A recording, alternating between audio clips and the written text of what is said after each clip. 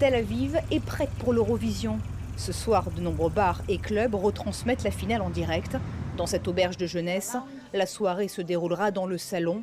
Jonathan et ses amis, tout juste âgés de 18 ans, seront au rendez-vous. Le chanteur représente tout le pays et c'est très important, surtout en ces temps de guerre. Oui, c'est important pour tout le monde parce que ça montre réellement ce qu'est Israël. À quelques mètres au-delà, Erez tient une galerie d'art. Il regrette que le concours soit gangréné par la géopolitique.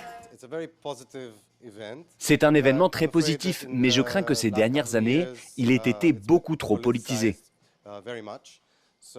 Et j'espère que nous pourrons revenir à la musique. C'était très agréable quand on se concentrait sur la musique. Dès 21h, face à la plage, des centaines de personnes vont se rassembler au pied de ces écrans géants, en essayant d'oublier les polémiques et les appels au boycott liés à la participation d'Israël. On est juste bons dans les chansons. Ils sont tous jaloux, ils blâment les juifs, toujours les juifs. Mais les juifs sont de bonnes personnes. On ne fait rien de mal, on veut juste la paix.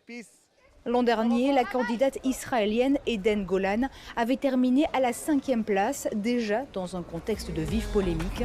Cette année, tous espèrent voir Noam Beitan décrocher la victoire.